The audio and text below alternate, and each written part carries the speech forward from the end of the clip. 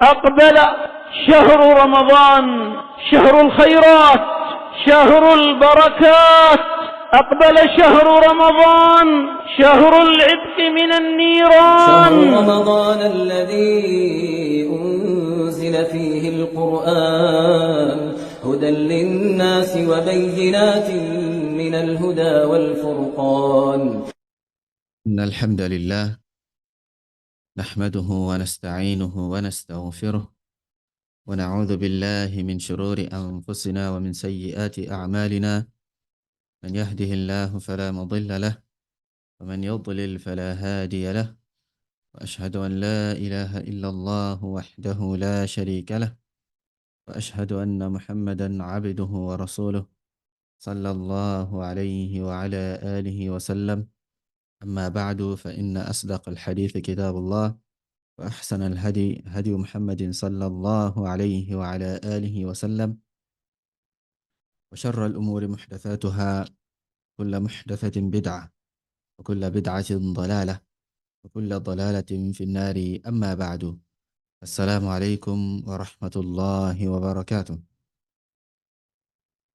إليني الدرس 22 التي ترى شهر رمضان آداب وأحكام في الشيخ إمام ابن علي الأثري حفظه الله تعالى. أفاني القسم الرابع إكمكاني ممن يباح لهم الفطر في رمضان. nínú àwọn ìpín nínú àwọn ìran èèyàn eléyìí tí wọ́n ṣe tútúnu mímọ́ gbààwẹ̀ fún ní ẹ̀tọ́, wọ́n ṣe lẹ́tọ̀ọ́ fún wọn ní inú oṣù Ramadan. ìpín kan ní wọn náà ni alhamilu walmurdi'. Alhamilu walmurdi', olóyún àti obìnrin tí ó ń fún ọmọ lọ́yàn. afáàní wa yata'allaqu bilhamili walmurdi'i iddatu masail. tó àwọn alámọ̀rí kan ó tún ní í ṣe pẹ̀lú eléyìí náà. tó àwọn kì í ṣe mas'ala kan, kì í ṣe méjì, iná ni ó wà lábẹ́ eléyìí náà. afáàní almas'alatu al-ula mas'ala aláwọ̀kọ́ òun ni pé yubahu lilhamili والمرضع الفطر في شهر رمضان إذا خافتا على أنفسهما أو على ولديهما، وهو قول عامة أهل العلم. wọ́n ní wọ́n ṣe lẹ́tọ̀ọ́ fún olóyún àti fún ẹni tó ń fún ọmọ lọ́yàn kí wọ́n túnu nínú oṣù Ramadan, kí wọ́n má gbààwẹ̀ táwọn méjèèjì bá páyà lórí ara wọn àbí wọ́n páyà lórí ọmọ wọn. so yálà olóyún ó ń páyà lórí ara rẹ̀ ni àbí ó ń páyà lórí ọmọ rẹ̀. yálà ẹni tó ń fọmọ lọ́yàn ó ń páyà lórí ara rẹ̀ ni wípé òun máa lẹ, àbí ó ń páyà lórí ọmọ rẹ̀ wípé bóyá kò ní rí ọyàn fà dáadáa. so wọ́n ṣe lẹ́tọ̀ọ́ fún àwọn méjèèjì láti ṣe kíni, láti tú ẹnu. àfààní eléyìí ni ọ̀rọ̀ gbogbo àwọn olùmọ̀ pátápátá. àfààní wa kadhalika yajuzu lahuma al-fitru idha kana yashuqqu alayhima as-siyamu. tó bá kan náà ó tó tọ́ fún àwọn méjèèjì náà láti máa gbààwẹ̀ tó bá jẹ́ pé ààwẹ̀ le fún wọn, tó bá jẹ́ pé ààwẹ̀ le lórí wọn láti gbà, wọn ní agbára láti gbà. liqawlihi ta'ala, nítorí ọ̀rọ̀ Allahu subhanahu wa ta'ala tó sọ pé la yukallifu Allahu nafsan illa wus'aha. Allahu subhanahu wa ta'ala ni kò lábọ̀ ẹ̀mí kan lọ́rùn àyàfi tí ó bá ní agbára láti ṣe kíni, láti ṣe. tí ẹ bá lágbára láti ṣe náà ni Allahu jalla wa ala ló máa ń lábọ̀ èèyàn lọ́rùn. wa qawlihi ta'ala, àti nítorí ọ̀rọ̀ Allahu ta'ala rẹ̀ ga tó sọ pé wa ma ja'ala alaykum fi ddini min haraj. bákan náà Allahu subhanahu wa ta'ala ní òun ò fi ìnira sínú ẹ̀sìn yìí fún yín, òun ò fẹ́ ìnira fún yín, òun ò dẹ̀ fi ìnira sínú ẹ̀sìn yìí fún yín. wa qawlihi ta'ala, àti ọ̀rọ̀ Allahu ta'ala rẹ̀ ga tó ní yuridu Allahu bikumul yusra wa la yuridu bikumul usra. Allahu jalla wa ala ó ní pé ìdẹ̀ra ìrọ̀rùn iná lòun fẹ́ fún yín, òun ò fẹ́ ìnira, òun ò fẹ́ fún yín. lẹ́yìn náà fáwọn ní tanbihun, àkíyèsí lélẹ̀ ó ní pé ma'rifatu tahaqquqi ad-darari bis-sawmi yakunu imma bit-tajriba wa imma bi khabari at-tabibi ath-thiqah. Wọ́n ní mímọ̀ wípé ṣé obìnrin ní àbí ṣé èèyàn tiẹ̀ ní ṣé condition rẹ̀ tó bá gbààwẹ̀ pẹ̀lú rẹ̀ ṣé ó máa ní lára àbí kò ní lára. Mímọ̀ eléyàn ibi tá a máa dá padà sí òun náà ni tajriba òun náà ni experience. Tó bá jẹ́ pé ọ̀pọ̀lọpọ̀ àwọn obìnrin àbí gbogbo obìnrin tó bá ti ń gbààwẹ̀ wọ́n máa ń rí ìnira, tàbí tó bá ti ń gbààwẹ̀ pẹ̀lú pé wọ́n fọmọ lọ́yàn wọn lóyún, so ìnira máa ń kò kí ń rọrùn fún wọn gẹ́gẹ́ bí pé lè nǹkan tó wà mujarrab tó wà experience dì náà ní tí ó rìn lẹ́yìn náà ni. So eléyìí experience la máa wò ní agbọ̀n yìí, tàbí kí dókítà tiẹ̀ sọ pé pẹ̀lú condition tẹ́ wà yìí o, pẹ̀lú oṣù tẹ́ wà yìí o, ẹ má gbààwẹ̀ pẹ̀lú oyún yìí. Títọ́ bí ìbọn tí dókítà náà bá jẹ́ thiqa, tí ṣe pé ẹni tí ò mọ nǹkan tó ń ṣe, pé ó kàn fẹ́ tú yàn lẹ́ just anyhow, kò tẹ́ kó mọ nǹkan tó ń ṣe, ó dẹ̀ mọ condition tí obìnrin wà pẹ̀lú pé ó ń fọ́mọ lọ́yàn àbí ó ní oyún sínú. So tí dókítà bá ní ẹ má gbààwẹ̀, so tó dẹ̀ pé dókítà téèyàn fọkàn tán ni, tó dẹ̀ máa ń ṣiṣẹ́ rẹ̀ bó ṣe tó àti bó ṣe yẹ, pàápàá jùlọ tó bá tún jẹ́ mùsùlùmí. So eléyìí èèyàn gbọ́dọ̀ tẹ̀lé, kí obìnrin kó tẹ̀lé ní agbọ́nrin yìí, kí kó má kó ara rẹ̀ sínú ewu. So lẹ́yìn náà fáwa ní al-mas'alatu thaniya, mas'ala ẹlẹ́kejì wọn ni pé alhamilu wal-murdi'u lahu halatan. Olóyún ni àti ẹni tó ń fọmọ lọ́yàn wọ́n ní condition méjì, orí condition méjì náà wà, ní pé ààwẹ̀ gbígbà wọn, so àti àwọn nǹkan tó so papọ̀ mọ́ orí ìpele méjì, orí condition méjì náà ni alámọ̀rí wọn ló wà. Alhalatul ula, condition aláwọ̀ká ni pé an takuna nashitatan wa qawiyyah, kí olóyún kí ó wà nashitah, kí ẹni tó ń fọmọ lọ́yàn kó wà active, kó dẹ̀ strong, kó ní agbára. La yalhaquha ولا يلحق جنينها أو رضيعها ضرر. pé kò sí aburú kan tó fẹ́ ṣẹlẹ̀ sí, tàbí oyún inú rẹ̀ kò sí nǹkan kan tó fẹ́ ṣẹlẹ̀ sí. ولا مشقة بالصيام, bákan náà ìnira àbí líle kankan kò lè ṣẹlẹ̀ sí pẹ̀lú pé tó bá gbààwẹ̀. àríkè olóyún mi ní ṣe bí a tó bá wà ní first trimester ní àbí second trimester, so ó lè strong dáadáa, wípé kò sí nǹkan tó fẹ́ ṣe, kò sí wàhálà kankan. Bákan náà kò sí nǹkan kan tó fẹ́ ṣe oyún inú náà tí ìyá ò bá jẹun, ó bá gbààwẹ̀. So eléyìí ìṣesí tí irú condition báyìí, àfáàní fa innahu yajibu alayha as-siyam. Irú olóyún tó bá rí báyìí ọ̀ranyàn ni kó gbààwẹ̀, ọ̀ranyàn iná ni kí ó gbààwẹ̀ nínú condition báyìí. li'annahu la 'udhra laha fi tarki as-siyam, torí kò sí excuse fún níbi fífi àwẹ̀ lẹ̀, kó wá lọ fi àwẹ̀ sílẹ̀ kó má gbààwẹ̀, kò sí excuse kan tó fẹ́ gbára lé. wọ́n ní o strong dáadáa, òun kò sí nǹkan kan tó ṣe ẹ́, kí wọ́n máa fi oyún kẹ́ra lásán pé tó bá kàn ti lóyún khalas yóò tún automatically rárá. èèyàn gbọ́dọ̀ mọ̀ wípé tí n bá gbààwẹ̀ bóyá nǹkan kan máa ṣẹlẹ̀, aburú máa ṣẹlẹ̀. wọ́n tí wọ́n pé èèyàn páyà lórí ara rẹ̀, kò páyà lórí ọmọ rẹ̀ wípé bóyá aburú kankan lè ṣẹlẹ̀ sáwọn méjèèjì, so irú èèyàn báyìí ó gbọ́dọ̀ gbààwẹ̀. wọ́n tó bá ń páyà tó ń wò pé tí n bá gbààwẹ̀ nǹkan báyìí lè ṣẹlẹ̀, tí n bá gbààwẹ̀ nǹkan báyìí lè ṣẹlẹ̀, tí irú ẹni bẹ́ẹ̀ ó wulẹ̀ má gba ààwẹ̀, pàápàá jùlọ tí experience bá fi ọ̀nà ilẹ̀ pé irú nǹkan yẹn ó possible kó ṣẹlẹ̀ sí ẹni tó àrùn condition báyẹn, àbí tí dókítà bá tiẹ̀ sọ fún pé ẹ má gbààwẹ̀, ẹ sinmi. afáwa ní alhálàtù thaniya, condition ẹlẹ́kejì táwọn méjèèjì yìí wà òun ni pé an takuna alhamilu awil murdi'u ghayra qadiratin ala siyam. kó jẹ́ pé olóyún abẹ́ni tó ń fọmọ lọ́yàn kò ní agbára lórí gbígbààwẹ̀, imma khawfan ala nafsiha, imma kó jẹ́ pé ó ń páyà lórí ara rẹ̀, aw khawfan ala waladiha, tàbí ń páyà lórí ọmọ rẹ̀, fa innaha tuftir. tó bá ti rí báyìí olóyún yìí yóò ṣe kí ni yóò tunu iná ni kò ní gba àwẹ̀ kò ní gba àwẹ̀ wa tut'imu an kulli yawmin miskina yóò sì máa fún aláìní kọ̀ọ̀kan yóò máa bọ́ aláìní kọ̀ọ̀kan yóò máa fún wọn lóúnjẹ yóò máa fún aláìní kọ̀ọ̀kan lóúnjẹ tó dípò àwọn ọjọ́ tí kò fi gba àwẹ̀ yẹn.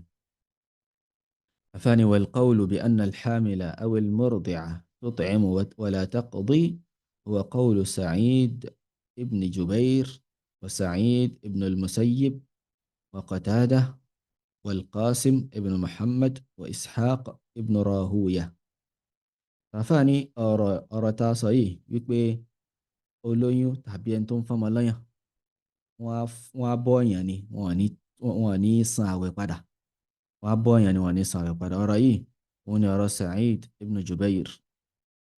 ibn Jubair ọ̀rọ̀ rẹ̀ nìyẹn ẹni pé ibi táwọn náà lọ yìí táwọn náà sọ iná ilé bákan náà Sa'id ibn al-Musayyib táwọn náà sọ nìyẹn Qatada náà ibn Di'amah as-Sadusi táwọn náà sọ nìyẹn bákan náà al-Qasim ibn Muhammad bákan náà Ishaq ibn Rahuya sọ tí àwọn olùmọ̀ yìí tí wọ́n sọ iná nìyẹn. afáàní wa dalilu dhalika ma yali ẹ̀rí lórí eléyìí wà láwọn kan tó ń báyìí ẹ̀rí lórí rẹ̀ wọ́n láwọn kan tí ó ń báyìí. alákọ̀ọ́kọ́ òun ni umumu qawlihi ta'ala so yẹn pé alámàrí ó wọlé sí abẹ́ ọ̀rọ̀ Allah subhanahu wa ta'ala tó sọ pé wa 'ala alladhina yutiqunahu fidyatun ta'amu miskin. so bákan náà Allah subhanahu wa ta'ala ní ó jẹ́ ọ̀ranyàn lórí àwọn tí wọ́n gbààwẹ̀ wọ́n tẹ́ pé wọ́n lè gba ààwẹ̀ so láti ṣe kí n láti ṣe fídíà láti fún yàn ní oúnjẹ láti bọ́ aláìní so àfáàní wajhu dilala bí tí ẹ̀rí wà níbi àyà yìí wọ́n ní pé annal àyà tanawalathuma àyà yìí ó sọ̀rọ̀ nípa àwọn méjèèjì ó kó àwọn méjèèjì ó kó wọn sínú ay alhamil wal murdi'a ẹni pé ó kó olóyún àti ẹni tó ń fọmọ lọ́yàn ó kó wọn sínú wa laysa fiha illa al-it'am kò dẹ̀ sínú àyà tó tayọ pé kíni wọ́n á fún yàn lóúnjẹ kò sí pé taqdi wa tut'im kò sí bẹ́ẹ̀ pé wọ́n á gbààwẹ̀ wọ́n á tún fún yàn lóúnjẹ rárá so fidyatun it'amu miskin bíbọ́ aláìní fífún aláìní lóúnjẹ iná ni Allah subhanahu wa ta'ala tó sọ. so ẹ̀rí ẹlẹ́ẹ̀kejì afáàní anna hadha huwa athabitu an ibn Abbas wa ibn Umar radiyallahu anhuma aw radiyallahu anhum wọ́n ní pé nǹkan yìí alámàrí òun ni tó rinlẹ̀ lọ́dọ̀ ibn Abbas ó rinlẹ̀ látọ̀dọ̀ ibn Umar radiyallahu anhum kí Allah subhanahu wa ta'ala kó bá kí àwọn sàhábà méjèèjì àtàwọn bàbá wọn àti bàbá ibn Umar àti ibn Abbas náà al-Abbas ibn Abdul Muttalib radiyallahu anhuma wa 'ani as-sahabati ajma'in. afáàní ọ̀rọ̀ tá a sọ yìí òun ló rinlẹ̀ lọ́dọ̀ àwọn méjèèjì látọ̀dọ̀ àwọn méjèèjì ibn Abbas àti ibn Umar radiyallahu anhuma afáwani wala mukhalifa lahuma min as-sahaba kò dẹ̀ sẹ́ni kankan tó yapa àwọn méjèèjì nínú àwọn sahaba kò sí sahabi kan tó wá yapa àwọn méjèèjì nínú àwọn sahaba wọ́n ní faqad akhraja Abdurrazzaq fi al-Musannaf an ibn Umar annahu qala wọ́n ní Abdurrazzaq as-San'ani rahimahullahu ta'ala wọ́n gbé jáde nínú Musannaf wọn wípé láti ọ̀dọ̀ ibn Umar ipò sọ wípé alhamilu idha khashiyat ala nafsiha fi Ramadan tufṭir wa tut'imu wa la qada'a alayha. Abdullahi ibn Umar radiyallahu anhuma wọ́n ní pé olóyún tó bá páyà lórí ara rẹ̀ nínú Ramadan yóò tunu kò ní gbààwẹ̀ yóò bọ́yàn ni wa la qada'a alayha kò sì sí wípé à ń tún ààwẹ̀ san lórí rẹ̀ kò ní tún ààwẹ̀ san. wa akhraja ad-Daraqutni fi sunanihi an ibn Umar radiyallahu anhuma anna imra'atahu sa'alathu wa hiya hubla faqala aftiri wa at'imi an kulli yawmin miskina wa la taqdi. wọ́n ní ad-Daraqutni nínú sunan wa sunanu ad-Daraqutni rahimahullahu ta'ala wọ́n ní wọ́n gbà jáde láti ọ̀dọ̀ ibn Umar radiyallahu anhuma wípé ìyàwó rẹ̀ arábìnrin rẹ̀ ó bí nípa nǹkan yìí lásìkò tó lóyún. Ibn Umar wá dá lóhùn pé aftiri, má gbààwẹ̀, wa at'imi an kulli yawmin miskina, wá máa fún aláìní kọ̀ọ̀kan lóúnjẹ dípò àwọn ọjọ́ tí ó fi gbààwẹ̀ yẹn. Wala taqdi, má wá san ààwẹ̀ padà, má san ààwẹ̀ padà. وأخرج أبو عبيد القاسم ابن سلام رحمه الله في الناسخ والمنسوخ عن ابن عمر رضي الله عنهما. وني أبو عبيد القاسم ابن سلام وجاده لنترى الناسخ والمنسوخ لا تدى ابن عمر رضي الله عنهما أنه قال لامرأة ترضع. ابن عمر وصف عربنك تولي تنفم لا يقول أنت من الذين يطوقونه. So ìwọ ni ó wà nínú àwọn tí wọ́n lè gbààwẹ̀, nínú àwọn tí wọ́n lágbára láti gbààwẹ̀. Aftiri, túnú, má gbààwẹ̀, má gbààwẹ̀. Wa at'imi kulla yawmin miskina, wá máa fún aláìní kọ̀ọ̀kan lóúnjẹ dípò gbogbo ọjọ́ tí ó bá fi gbààwẹ̀. So àfáàní wa akhraja ad-Daraqutni fi sunanihi an Nafi'in annahu qala. So al-Imam ad-Daraqutni wọ́n tún gbé jáde nínú sunan wa láti ọ̀dọ̀ Nafi' mawla ibn Umar radiyallahu anhuma wa rahima Nafi'an annahu qala. Ipe Nafi' mawla ibn Umar ó sọ pé كانت بنت لابن عمر تحت رجل من قريش. wọ́n ní arábìnrin kan àbí ọmọbìnrin kan tí í ṣe ọmọ ibn Umar ó wà ní abẹ́ arákùnrin kan náà ará Quraysh, ẹni pé ó fẹ́ ará Quraysh kan. wa kanat hamila, ó wá lóyún, ó jẹ́ nìkan tí ó lóyún. fa asabaha atashun fi Ramadan, ògbé wa ń gbẹ́ nínú Ramadan, ẹ̀ ń gbẹ́ gan. fa amaraha ibn Umar أن تفطر وتطعم عن كل يوم مسكينا. Ibn Umar wá pa á láṣẹ pé kó ṣe kí ni, kó túnú, kó má gbààwẹ̀, ó sì máa fún aláìní kọ̀ọ̀kan lóúnjẹ lọ́jọ́ kọ̀ọ̀kan nínú àwọn ọjọ́ tí ó bá fi gbààwẹ̀ yẹn. So eléyìí ni àwọn athar tí wọ́n gbà wá láti ọ̀dọ̀ Abdullahi ibn Umar ibn al-Khattabi radiyallahu anhuma. fani وأما الرواية عن ابن عباس رضي الله عنهما، رواية عن إقباوة طوالة ابن عباس ينا الله وأباه مجيج. فأخرج أبو داود في سننه، أبو داود السجستاني رحمه الله أبو جاد النسنانوة عن ابن عباس رضي الله عنهما أنه قال. لا ترى ابن عباس ينا الله كما بان وصابيه في قوله تعالى نبير الله سبحانه وتعالى تصيبه وعلى الذين يطيقونه فدية طعام مسكين. قال كانت رخصة للشيخ الكبير والمرأة الكبيرة. so إقبالاي للي فون الشيخ الكبير أكون أقبال أتي ياربو وهما يطيقان الصيام. so عمججني أقبال لكبي àwẹ̀, agbára wọn kò lè gbé àwẹ̀. so rukhsa ni fún wọn an yuftira, kí wọ́n má gbààwẹ̀. wa yut'ima makana kulli yawmin miskina, wọ́n sì máa bọ́ aláìní kọ̀ọ̀kan dípò àwọn ọjọ́ tí wọ́n bá gbààwẹ̀ yẹn.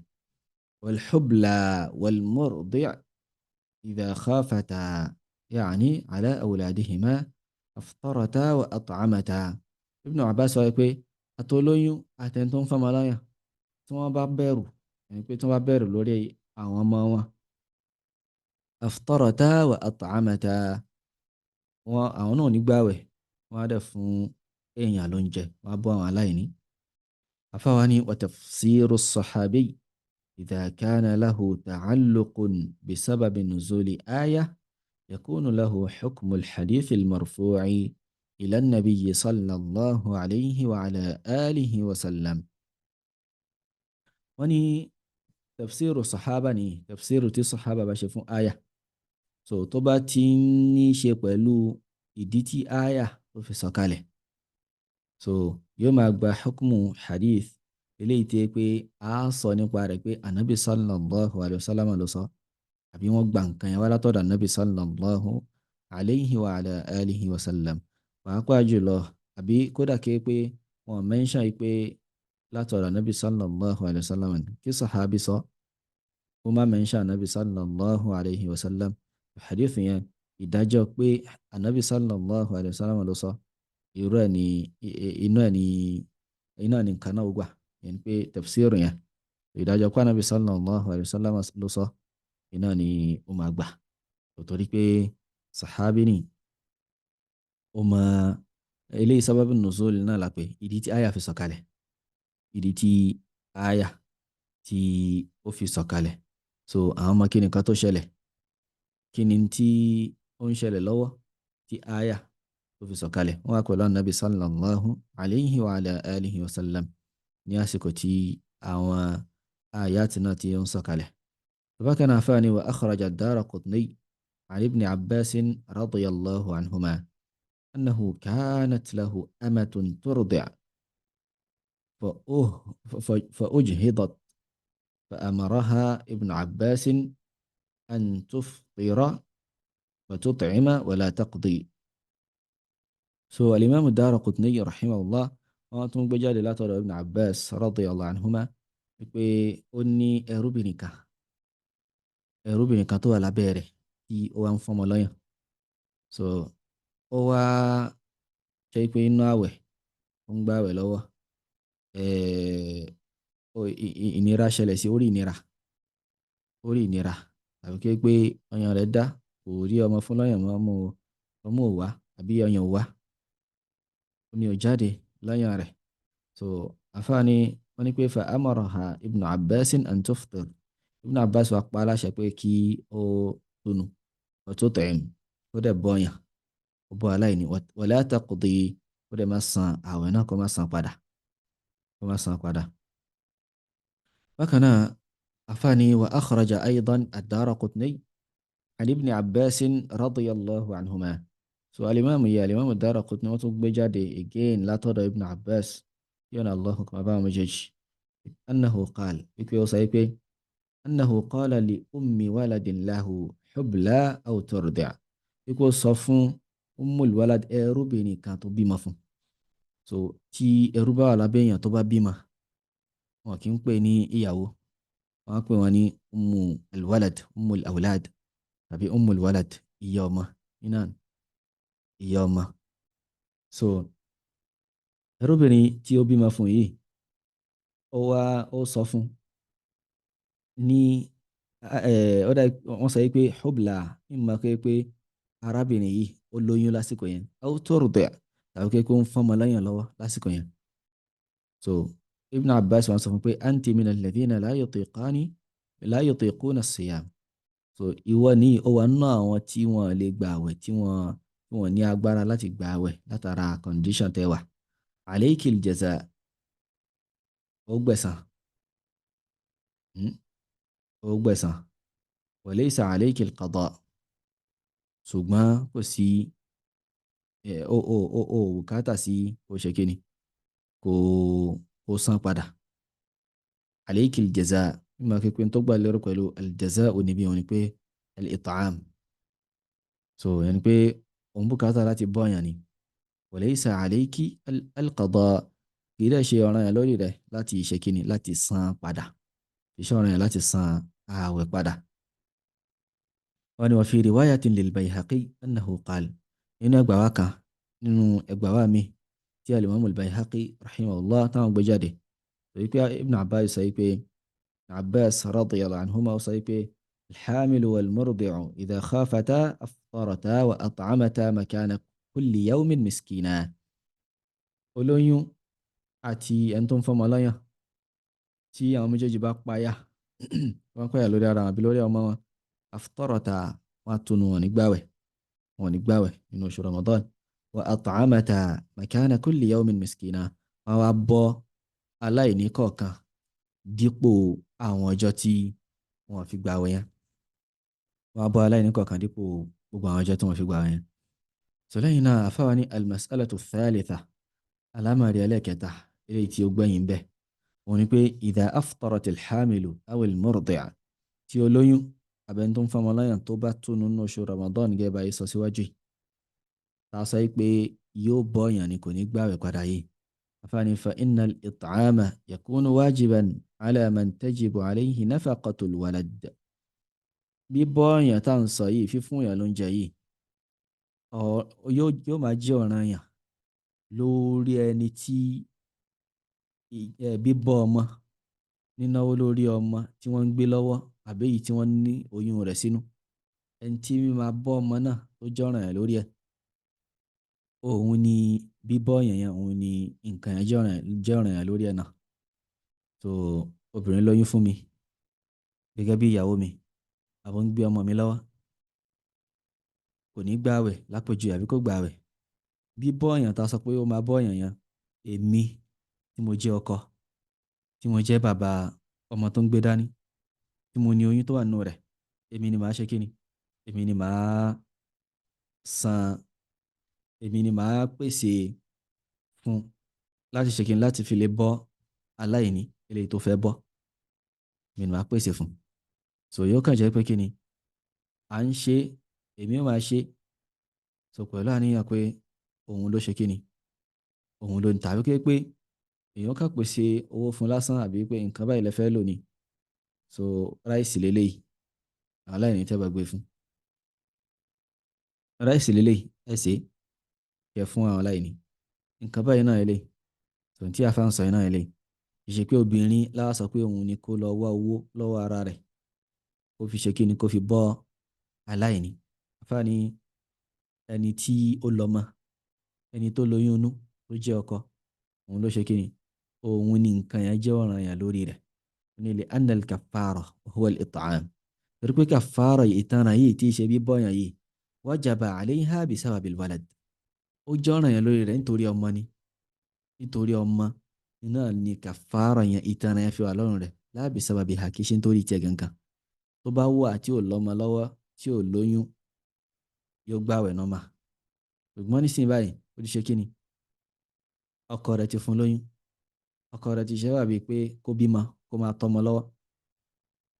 so ọkọ yẹn náà ló wá ṣe kí ni, òun ló máa ṣètò bí ó ṣe bọ́yàn láti fi san kàfàrà ààwẹ̀ tí ó gbà yẹn, láti fi san ìtanràn ààwẹ̀ tí ó gbà yẹn. so eléyìí òun ni nǹkan tí ó gbẹ̀yìn nínú ìdánilẹ́kọ̀ọ́ yìí nípa ọ̀rọ̀ nípa olóyún àti ẹni tí ó ń tọ́ ọmọ lọ́wọ́. Allahu ta'ala a'la wa a'lam. subhanaka Allahumma wa bihamdik, ashhadu an la ilaha illa ant, astaghfiruka wa atubu ilayk. Wassalamu alaykum wa rahmatullahi wa barakatuh.